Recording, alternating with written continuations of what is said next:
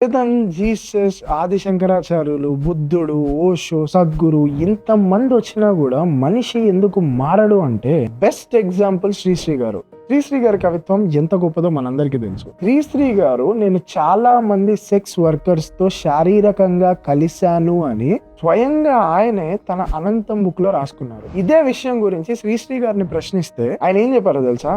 నా రాతలు శాశ్వతం, కానీ నా వ్యక్తిగత అలవాట్లు నాతోటే అంతమవుతాయి అని చెప్పారు. ఆయన పాయింట్ ఏంటి అంటే మనిషిలో ఉన్న చెడుని వదిలేసి మంచిని మాత్రమే తీసుకో అని. మనిషి ఎప్పుడు కూడా ఆ మంచిని తీసుకోకుండా ఆ తప్పుని ప్రశ్నిస్తాడు. మనిషి always want to listen from who is perfect. అందుకే మనిషి దేవుడిని సృష్టించుకున్నాడు. ఆ దేవుడు కోసం ఎదురు చూస్తాడు, కానీ ఆ దేవుడు ఎప్పటికీ రాడు.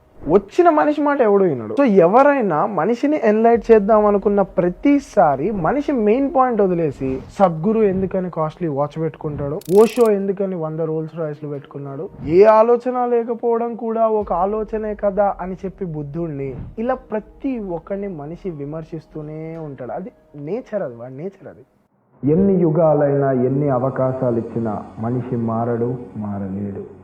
చేతన్ మంచి మాట ఎవరు చెప్పినా సరే, ప్రాస్టిట్యూటర్ చెప్పినా సరే నేనైతే వింటా, ఇర్రెస్పెక్టివ్ ఆఫ్ ఆల్ థింగ్స్. నీ విషయం ఏంటో నువ్వే తెలుసుకో.